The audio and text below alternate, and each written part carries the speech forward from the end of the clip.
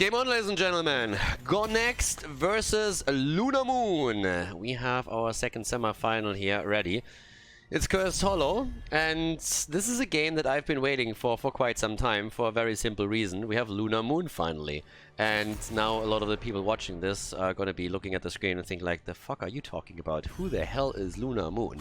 And that is a very good question, because I have zero idea, but these guys did not only make it into the semi-final, they actually really played extremely well, apparently, because I haven't seen the game, I only saw the results, in the group stage that we had. They actually took down Team Russia, if I'm not mistaken, and they won against nothing left. So they were definitely the surprise of the tournament, and I haven't seen them before.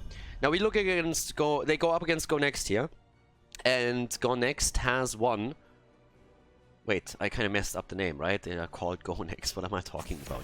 Okay, so Go Next is actually going up against Lunar Moon now after they defeated Team Russia in the quarter-finals. That's what I wanted to say.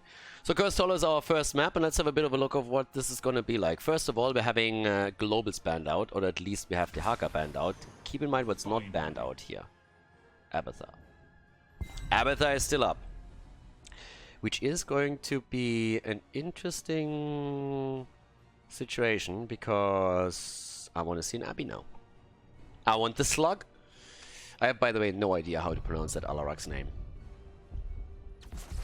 I don't know. I'll come up with something. Either way, we're currently having Hanzo played and Anubarak. Still no Abathar. Could be banned in the third spot, just to be on the safe side. But yeah. Also, again, this Lunar Moon has nothing to do with Lunar Meow. Like, nothing. People have been asking this ever since yesterday, and Lunar Meow is a Taiwanese team. This is a European tournament, believe me. There is a zero connection here. So, Garrosh and Tyrande are getting picked. No Slug. I feel a ban coming our way. If anything, I would say Lunar Moon is going to ban it out. Anubarak seems to be a little bit dirty with Abathar, to be honest with you. Anyways, the Alarak early pick already indicates that they really banked their hopes a lot on the Alarak player here. There's a Tracer ban on the other side. But, yeah. And let's see. Come on, don't do it. Leave it up. The Slug doesn't hurt you. The Slug doesn't hurt anybody. Leave him in. Don't ban him out. Yes! Jaina banned out. Okay. So even if we are seeing some follow-up with roots from Malfurion, we don't see any immediate burst from Jaina at least. You can still pick Li Ming though. Hachi.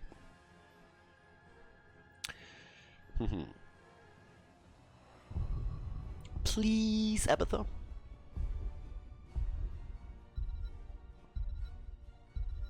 We're actually going to see a Cursed Hollow draft without Abathar. I'm salty. Nope. Nope, nope, nope, nope, nope, nope, nope. Not banned, not picked.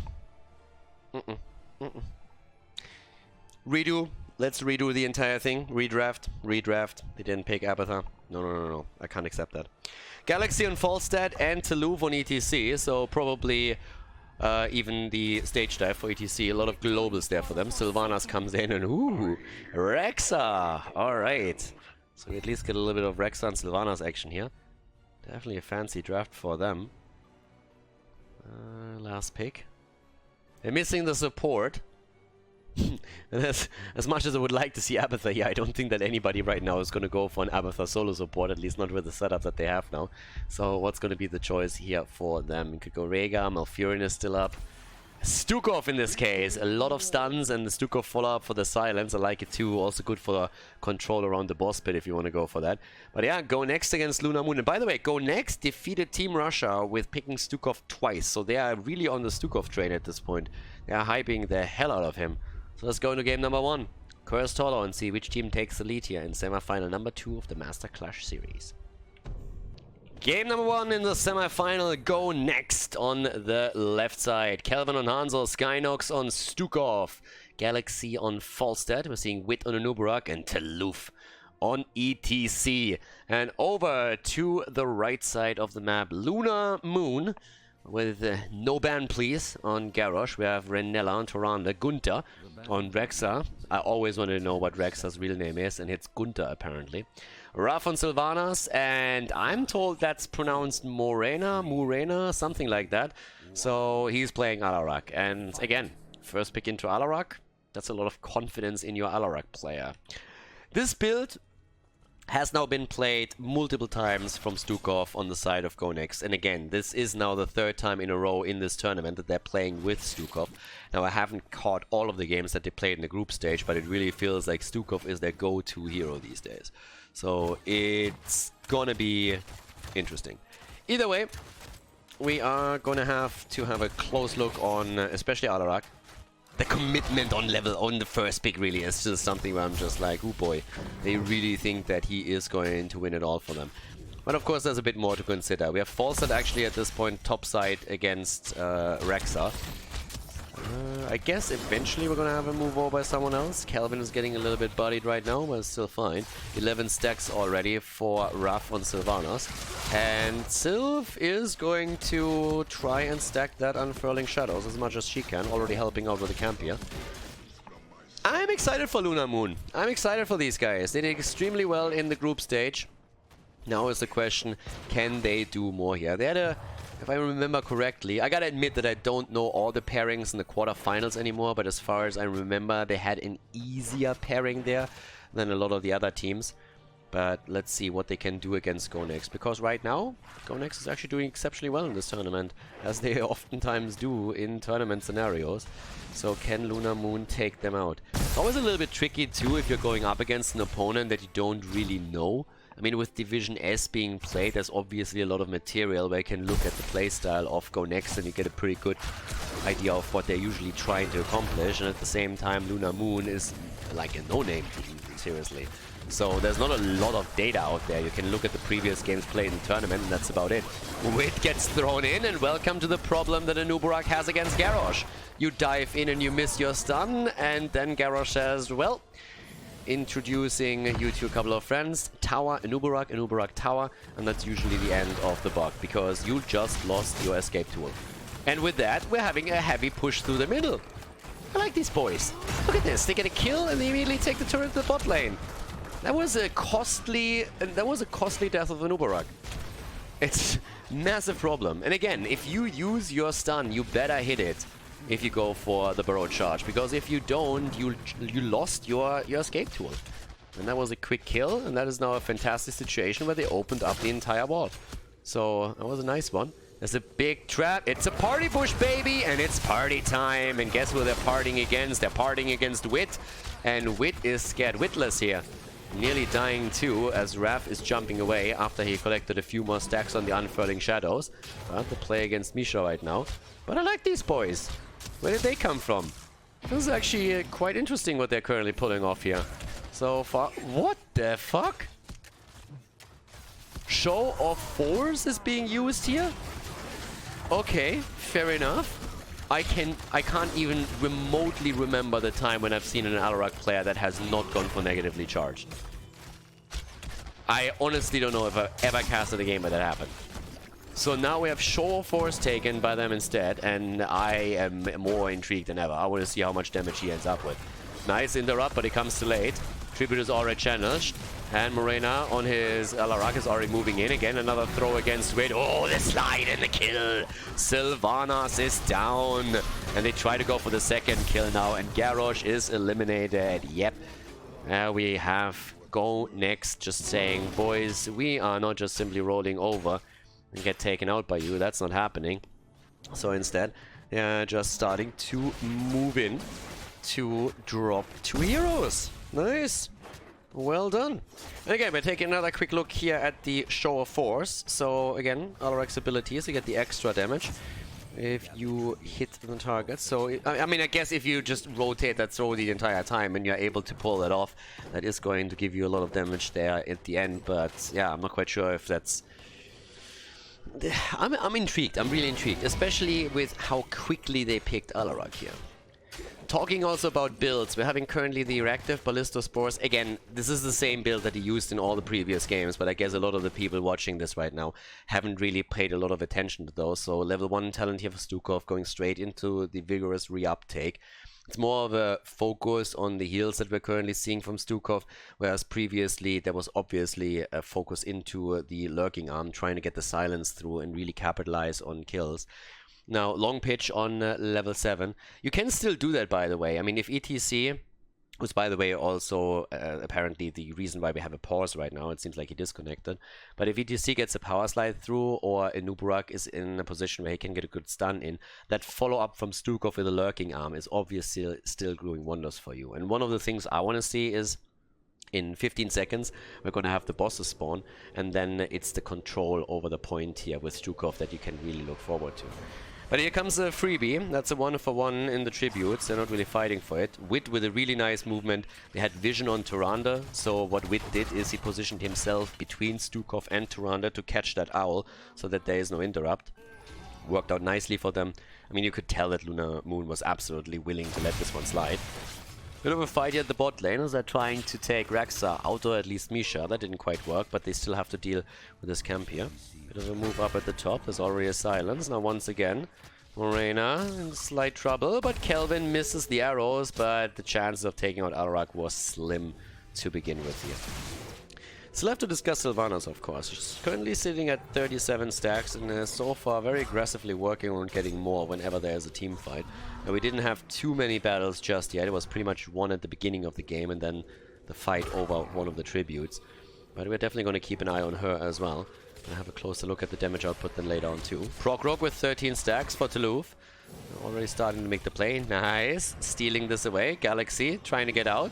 Alarak was for a second looking to go in. Oh, nice escape here, Rough. Sylvanas actually able to escape here. That looked like a sure kill. I thought it wasn't. Falser can still fly in to help them out. Sylvanas coming in from the side again, but it's too late. That's the second tribute already for Go Next. And we have the disengage from Lunamoon as they are retreating for the time being. Falstad, the bird, is going to make his way up to the top lane again to take his position here. They nearly have level 10 abilities right now, and we're going for the boss fight. That hasn't been sniffed out yet either. Tyrande hasn't sent an owl over. They're not really going for their own... Well, they might just now go for their own boss, but the problem is, honestly, that with level 10 abilities now ready for Go Next, and with them nearly taking the boss down too, they could rotate for this.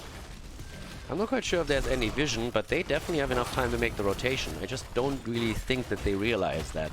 And with now also Rexa starting to send Misha at the side to anchor the play, I think that's going to be fine for them. But as you can see, Galaxy... Oh, ETC with the stage dive. They're committed to it. They're actually committing to it. Arrow against 3 connects. Can they take this? If Falstad gets it with a Mighty Gust, that would be such a win. Wit is taunted, needs to get away from this. They're actually going to get the kill against Garrosh. Garrosh is down and they go for the boss now.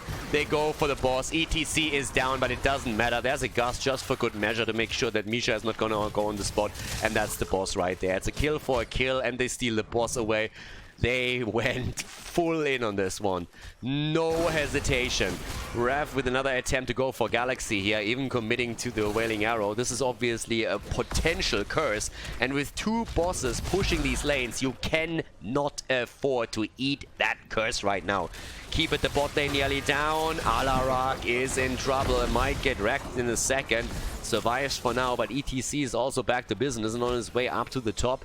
We're having, of course, also Garrosh coming back here. Kelvin, yep, there's again the Boars Unleashed. Mana's a little bit low in a lot of these heroes here as they're getting the near kill taunt. And that is 1 down, but 2 as the counter kill against Sylvanas happens shortly after Stukov falls. Alarak is also dead. So is Hanzo, though. They go again for Tyrande and they're dropping Garrosh. What a slaughter.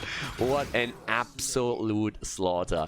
2 of the keeps are already down. Massive minion waves moving in now. And oh my god, the curse is hitting them. So now we have a double, triple minion wave pretty much boiling through the top lane. And that is going to get mad value. Bot lane is pretty much the exact same situation. This is a disaster for Lunamoon. This is an absolute disaster right now. They're taking the waves down as quickly as they can. ETC has already the progress completed, only 8 minutes and 40 seconds into the game. They're pushing through the bottom of the map. In the mid lane, obviously, Sylvanas is trying to prevent the fort from falling, but good luck with that, buddy. He's going to have to commit heavily to that if he really wants to hold on to that structure.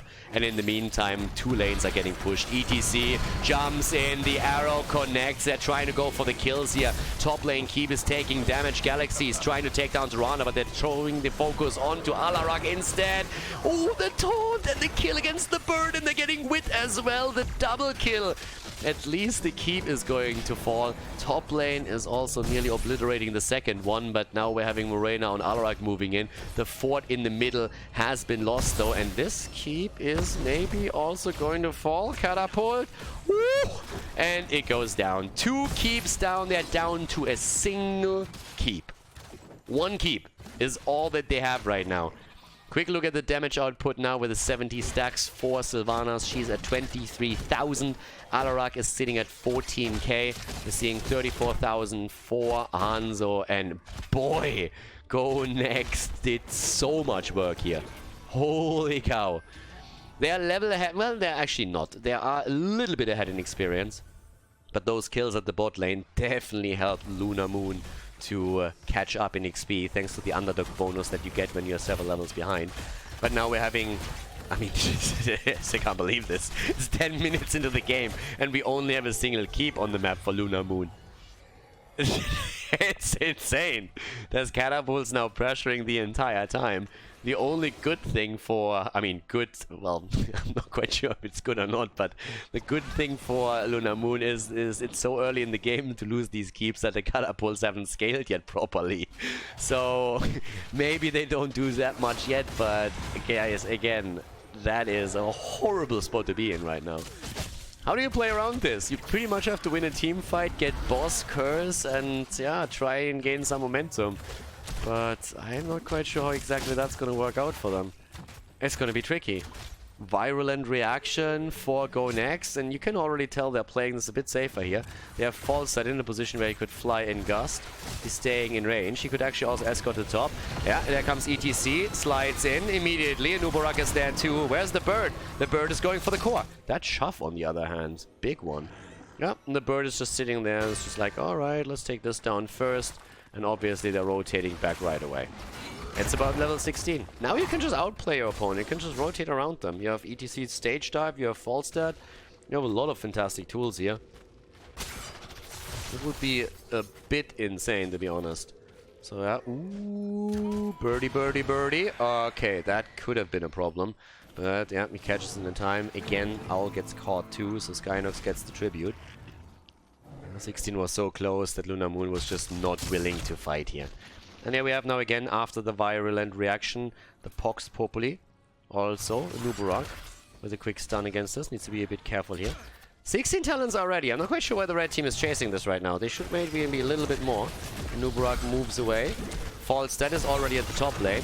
Falstad is going to do this all game long right now. He's always going to simply just push the side lane. It's all that he has to do. Push the side lane, push the side lane, push the side lane. Get the catapults in and don't die. That's literally his job description at this point. If there is a fight, they might at some point make the rotation with him. There comes the stage dive again. Falstad is still topside, could fly in, doesn't have to. Arrow gets dodged, nicely done by Renella. Actually, he was the one that the arrow could have connected with. Galaxy is already back to business to help out too. But they can always just disengage. They seriously don't have to fight anymore in this game. They just can play around their opponent the entire time. They can sneak a boss if they see that there's a defense going on one of the lanes. They have so many options right now. Yeah, Nubarak gets thrown out of the stun for a second. That allows him to get away. That's a nice setup that we already saw with the virulent reaction from Stukov, locking them down. This is another one that you can let go, by the way. And the top lane is already getting attacked. There's a double catapult. One is already on the core. Falstad is flying into the mid lane right now, trying to apply the pressure, and they're attempting to interrupt a little bit longer, buy some time. 2 tributes against 1 now, and the bird in the mid lane. Galaxy is already moving away again, and yep, up to the top, more catapults pushing in. It's 13 minutes in, but again, the saving grace right now for Lunar Moon is we're not in the late game, so the catapults don't do as much damage. You can see that the shield, I mean, it's barely getting scratched, let's be honest about this. But once that we're heading into the late game, it's a problem. And now that the boss, for example, is being attacked, Rexa is so far out and you still have the Mighty Gust. This is exactly what I just said a second ago. If you have vision on the map, you can play around that and you can just always focus a boss. And your opponent, Lunar Moon has to watch so many points on the map. they have to watch top lane, bot lane with Falstad flying in the entire time to push lanes out. They have to watch 2 bosses. They have to have vision the entire time. If they can get a kill though, and they do, they might be able to turn this. Louvre with a slide, but there's the Boars unleashed. They're trying to get the stun in. Misha's coming in. Falstad is on the core at the same time though. Nobody's dealing with that at this point. Gunther is starting to go back, but Falstad is forcing them back now. And again, the catapults don't do enough damage yet to seriously threaten this, but that's going to change soon. This is on the other hand a curse tribute, so if that's taken by Lunar Moon, there is a chance that they are going to get some momentum here. Because let's not forget about this. Once that they actually have the curse against the blue team, their lanes are also going to be pushed out. So that's going to help them and buy a little bit more time for them. It's 7 kills against 7. When it comes to kills, this has been pretty much even.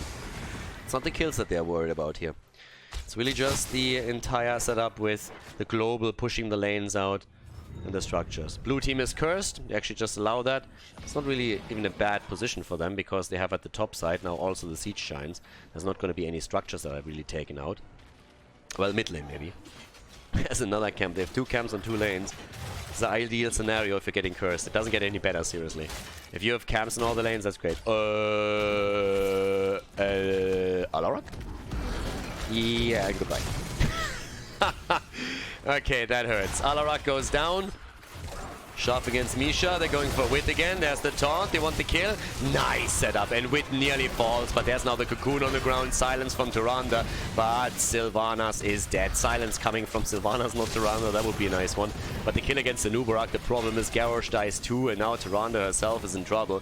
Very likely to die. They're going straight for the kill against Rexa. And that's a full 5-man team wipe with the option to go straight towards the top. Toulouse already using that with a stage dive. The curse might still be there. But those catapults hurt one way or another. They have level 20 talents now, so Storm talents are active as we see the core attack. Alarak is going to be back in 7, but everybody is moving in with this right now. And the core is falling slowly but steadily here. Alarak is back and he can't do anything. He's looking at it, but let's face it, this one's over. This is Go Next taking the lead against Lunar Moon in this best of 3, the semi-final of the Master Clash series. GG and well played.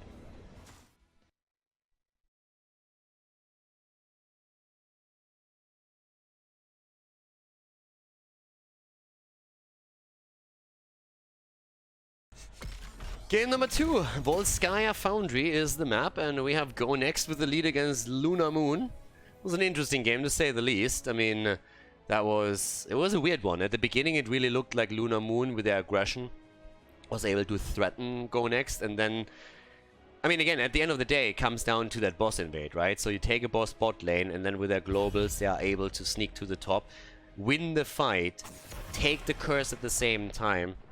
You can't really blame Lunar Moon too hard. I mean, this is just one of these things. If they lose the boss fight, Go Next that is, it's a totally different game. But you literally have 2 bosses pushing on the map and you have a curse, and from that they got 2 keeps. So that was pretty impressive here from Go Next, but it was also something where the stars just aligned perfectly. And you can't really bank your hopes on a play like this on Volskaya Foundry. But now we have Lunar Moon, and we have the situation where they have to change things up a bit. Alarak actually gets banned out here. Yeah, with the early commitment on Alarak, they were like, haha, yeah, let's not make this a thing here. So they're banning that out immediately. But yeah, there's Hanzo from Kelvin. But let's see how Lunar Moon is reacting this time. So they have the early Hanzo commitment again. But obviously now you have the double pick for Lunar Moon. And they just have to show something different. This is a very different map. I mean, Volskaya, you can still play Orexa. You can do a couple of other picks. Again, Thrall, for example, with Crash Lightning would work here. Obviously, we don't expect those picks to come out right now. Maybe if any of them, then Rexa. But they go for Garrosh and for Malfurion instead. Keeps the Nubarak up if you want to pick him here. That's obviously the more aggressive, kill comp heavy situation that you go for. Wit has played a lot with Tyrael on the other hand, so he can play that hero on this map now too. We've seen a lot of Johanna, so Johanna, Tyrael are options for him, and Nubarak could be picked if they wanted that, all catering towards different playstyles right now, so you have to make a choice there.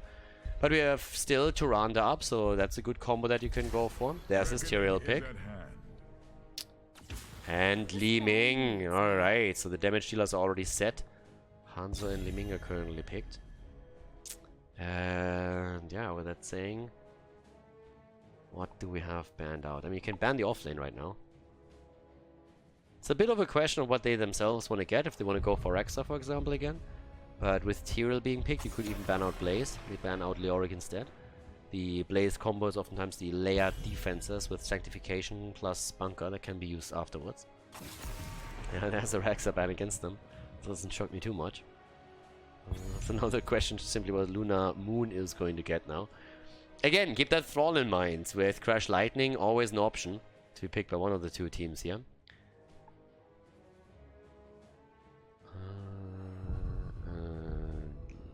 Let's say...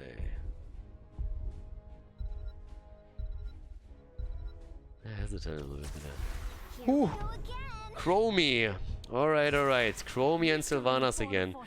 I'm a little bit skeptical on the Chromie. Ever since Blizzard started tinkering around with her again, she hasn't really seen a lot of value. She's been picked several times. She's been picked by a lot of teams. We've seen her in China.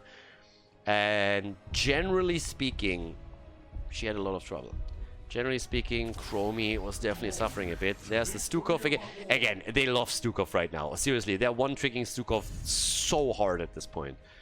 And it's never getting contested, so everybody just allows the Stukov, and let's see if eventually it's end up being a target ban against them. Nobody else has played Stukov so far, so it just feels like that's the flavor of the week for them.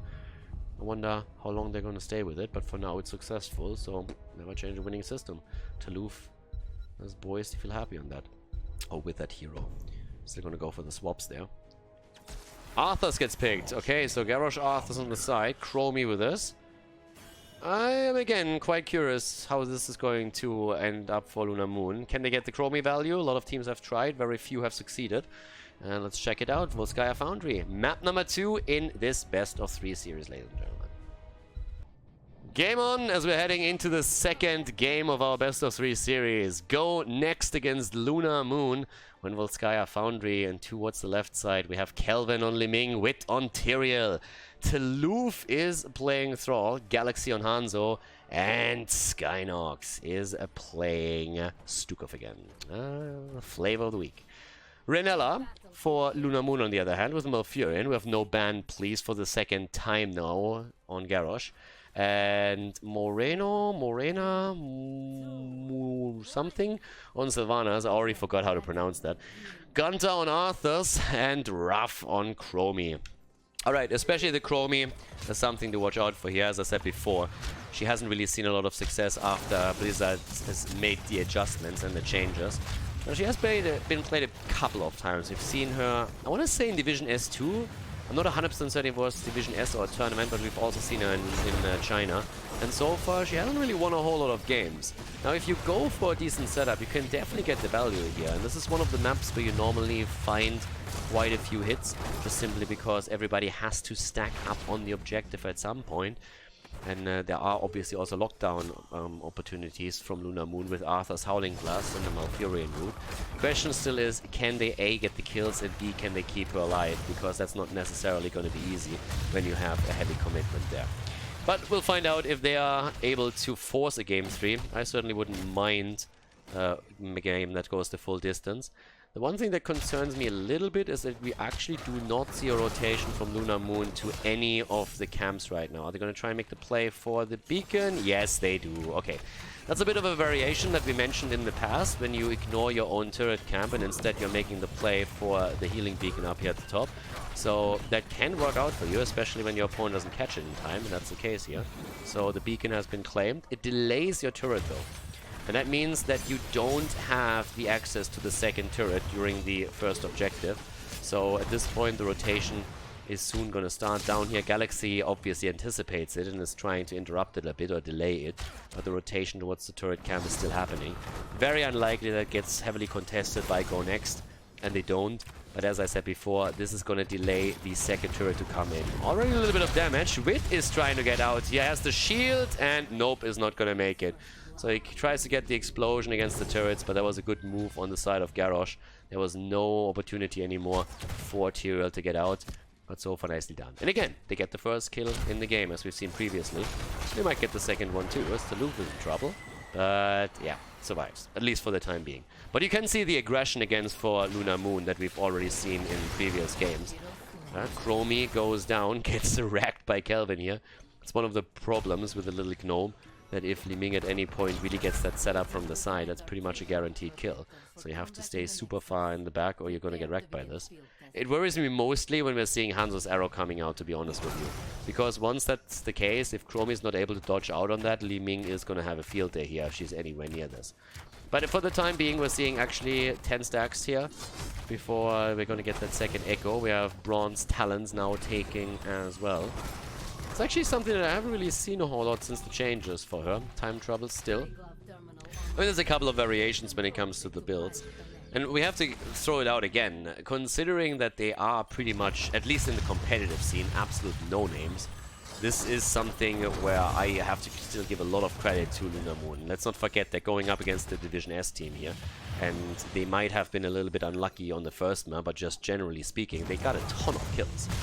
Again, if that boss steal doesn't happen, with a curse right behind it, then it's a total different game on map number 1. So you gotta give some credit to Luna Moon where it's due. These guys have reached the semi-final, coming out of nowhere, and they've also been able to really draw even a lot of fights there against his opponent. So that's pretty respectable, to say the least. Level 7 is quite quick for Go Next, which means they get the early start into the objective. Chromie obviously is still trying to get her hits together here. We're having also now with level 7 the Swift Retribution taken again for Wit. Kelvin jumps out. So far, Raph is still struggling a bit to get the connects here. Everybody's dodging out on that as much as they can. And he has a second turret camp, by the way, taken. So now there's a slight advantage in items on the side of the blue team, but they are losing Taluf.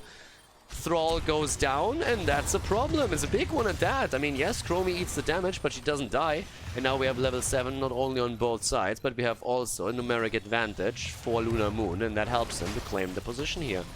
Nicely done by them. So, currently down to the bottom of the map. Sylvanas trying to push this out. By the way, did not go into the Unfurling Shadows on level 1 this time. Obviously, Sylvanas player also changed. Since all of this got delayed, we're having the turret taken just slightly later, but that now means that we have the item advantage shifting over to Luna Moon, who now have 2 turrets and the healing beacon. Kelvin gets thrown in, they get the damage out though, nice silence, and the escape from Sylvanas, but it turns out that Garrosh is not able to dodge out on this. Kelvin gets out, Hunter is a bit low here, needs to be careful, the healing beacon is all... Oh, the lockdown, nice against Sylvanas here. Sylph realizing that she's gonna fall, just trying to get the counter kill against Galaxy, but not happening. Double kill against them. Very well done by Go Next as they engage in. And it's just in the nick of time. 99% already for Luna Moon as they started for the contest. This is the only one that they had, and it looks like they are going to grab the first Protector in this game. And indeed they do. Now the question, how much can Go Next get with this? I mean, obviously, they're going to attempt to drop the top fountain. And the whole ball game here is really to make this a quick 2-0 before you head into the grand final. Level 10 abilities are definitely going to help with this. I mean, they get level 10 plus the Protect at the same time. Doesn't get much better than that. Skynox just tells Garrosh to get the hell out of there. Shoves him into a corner. Top side though, yep, there's the move straight for the fountain. And as we see so traditionally, the move into that plane. So again, I repeat myself and I apologize for everybody that watches this stream regularly, but if you guys are a little bit newer to this and you're asking yourselves why the hell are they trying to get this so desperately and not simply attempt to take down the fort in the mid lane, the next objective spawns at the top of the map, so the objective that you have, or the idea that you have with the first Protector, is to get an advantage for the second objective. So you get that by taking out the fountain of your opponent, so that during this fight their opponent is never able to move back, tap at the fountain and then re-engage. So as long as this fountain is in play for Go Next, they have an advantage already going into objective number 2. With the second Protector, you normally move down to the bottom of the map and try to do the exact same thing here as objective number 3 spawns bot lane. Unless you have a massive lead, have maybe already taken out your opponent's fort top side and have a huge talent advantage. If it happens to be the case, then you can go for the keep maybe even directly. So it depends a little bit. But at least the first one is usually a no-brainer for them. Big invade coming, or at least the attempt, but slightly too late. Yeah, there comes the pushback. And Taluf, is he gonna get out? Yeah. Oh! A quad arrow. Holy cow. Li Ming, salty that she wasn't there, gets the kill anyways in the reset. Chromie is dead. Li Ming dies. It's still a 2-for-1 trade, and I think we're gonna see more heroes fall. They're trying to go in with the Indomitable. Garrosh attempting to throw Sylvanas out. Not sure about that push, to be honest. That maybe has just saved Arthur's, but Garrosh dies, and that's a 3-for-1 trade. Unbelievable. What an arrow and what a setup. They're trying to get the kill in against Sylvanas, and they get one. There it is. Wit gets out too. Oh, what a sick setup. Can you imagine Li Ming at that moment being here? The second that 4-man arrow hits, can you just imagine Li Ming just being in position already and following it up? That would have been insane.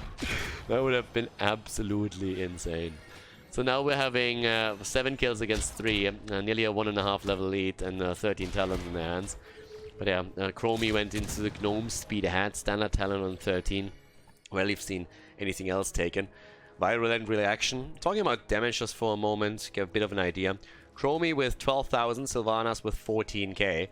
And it's actually interesting. I've seen a lot of the Chromie plays after the changes where she had top damage or really solid damage output. The problem is she has trouble these days, or at least so it seems, to really secure kills. That seems like the biggest issue. She gets some random damage in, some poke, but she has problem committing to that. Nice kill here. Garrosh, I gotta admit, is making the plays there, and they're even taking the point. Nicely done. So Thrall down, and it really just shows that Luna Moon is not doing anything here in terms of just rolling over and giving this up. A little bit of weird phrasing there, my apologies, but yeah, Luna Moon is not... They're not giving this up in any means. They are just making sure that they're getting their counter kill in. Just maybe a bit too greedy for Go Next, considering there's a Garrosh on the other side to go for that move, but honestly, they could have even gotten the kill. They've gotten at least the at least got the position here at the top. Healing Beam just dropped too, but that's still a lead on the other side. Attempt to go for Sylvanas. Sylv is a priority target currently for Go Next. And that's still 13 versus 13, but obviously the advantage with the destroyed fountain still goes to Go Next. But they have to make a play eventually. Here comes another move for this. Alright, Knobi with a little bit of damage. They're trying to make the play. And is it going to be stolen away? Not quite. In comes the... Where's the Sanct? Sanct not used, and there we have it. Got interrupted for a moment there, or well, at least a night. Here comes Garrosh as he's dropped, and we get another kill again. Well, we get a kill against Li Ming, but she's still able to take down Malfurion at the same time. Taluf is also low and has to retreat here. They're not able to get the kill against Arthur's, but they got close. Wit is still taking down the turret here. But obviously, with only 3 heroes in play for Luna Moon, that means that Go Next can go for the point. And we're currently seeing them with another close call on level 16. They could get that level in just a moment. That would be another big advantage, but of course there's only 2 seconds until Malfurion is back, who by the way never really committed to his ult here. I actually think it was still on cooldown, sorry if I'm wrong here, but he used it during the fight at the bottom of the map, and I don't think it was up in time, one of the main reasons why this ended the way it did. Yeah, Wit is now jumping out, doesn't get connected with a Howling Blast. 51 against 50%. Hanzo's getting the level 16 for them, so they want the advantage. Shifting sands now for Chromie, a little more damage for her. And the rotation towards the top, and there we go. That lockdown on the other hand, it's every time. There's the arrow again from Hanzo, and Garrosh is dead. He's suffering in this game. 4 kills against him already. Chromie the entire time with the Sandblast also trying to connect even more darts, but she hasn't completed the quest yet. Big combo against Renella. Now that Malfurion has dropped an HP quite quickly. It's a 2-level advantage currently for Go Next, and obviously also a lead in talents that we're talking about here. The damage output pretty significant on the side of Li Ming. Sylvanas is actually not too far behind. Honestly, she's even ahead a little bit by a couple of points. But yeah, Chromie trying to do what she can, but she's also completed her quest by now, so we're going to see the double echo throughout the rest of the game. A little bit of pressure in the mid lane here, where Ford is going to fall soon. Actually, it's Taluf that takes over. And let's see how exactly we're going to see this playing out by Go Next. Are they going to go for a keep, or are they going to try and prop the top lane for the next objective? I mean, at this point, they're going to get an easy fort here. That's obvious. In the mid lane, well, basically the Protector can just pass by the mid lane and drop an ability, and then the fort is going to fall there. That's exactly what they're going to try and do. An attempt to get the kill, and this arrow comes out. Oh my god. And Gunther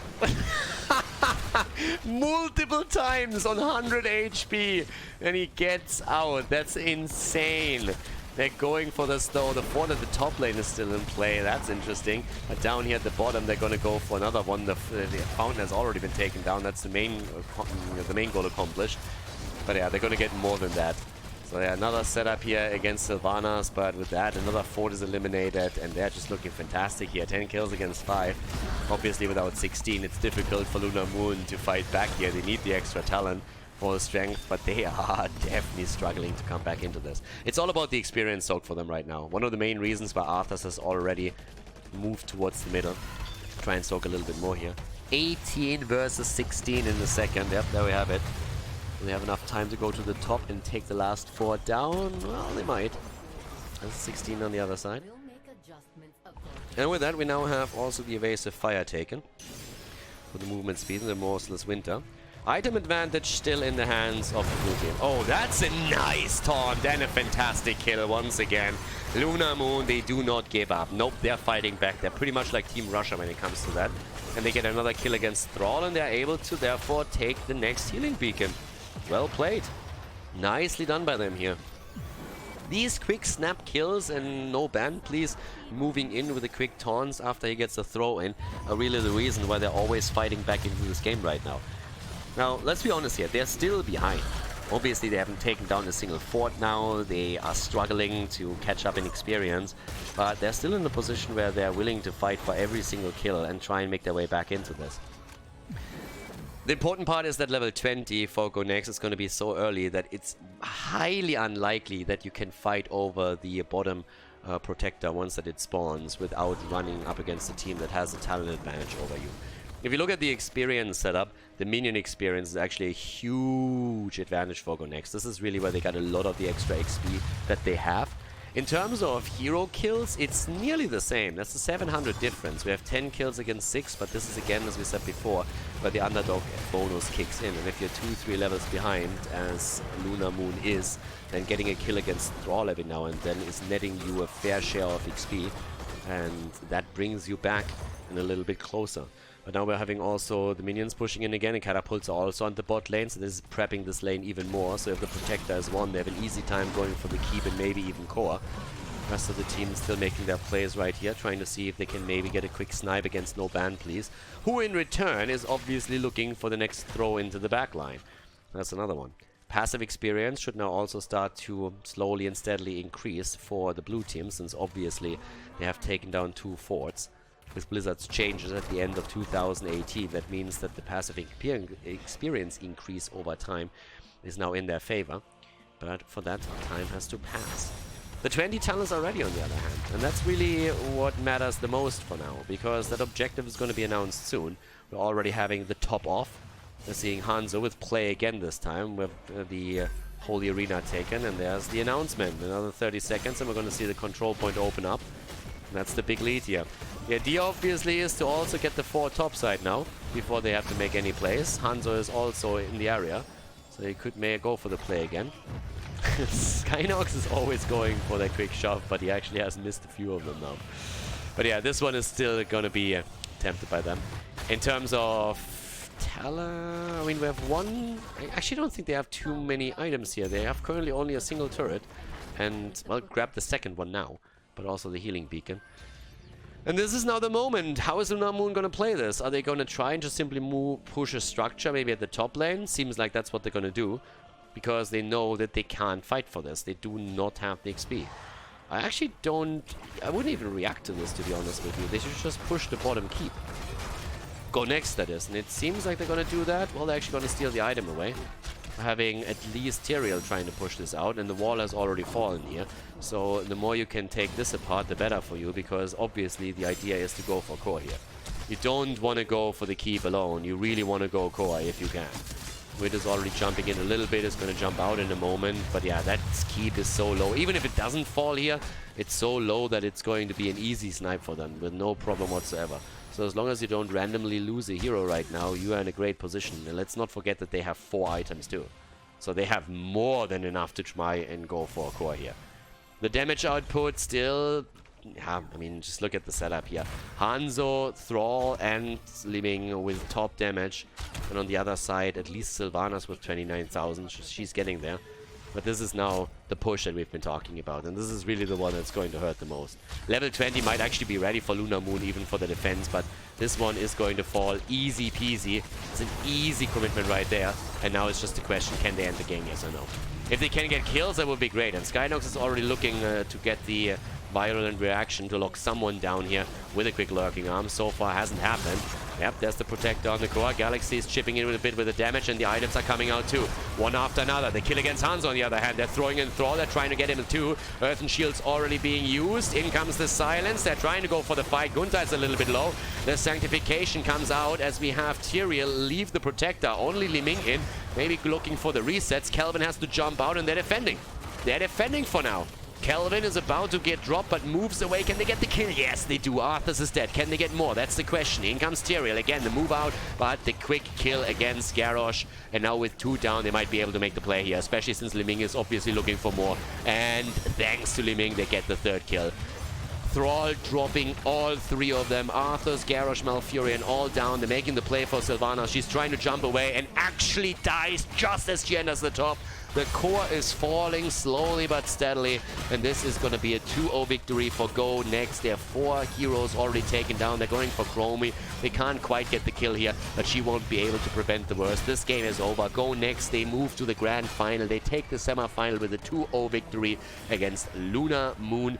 GG, and well played here on Bolskaya Foundry.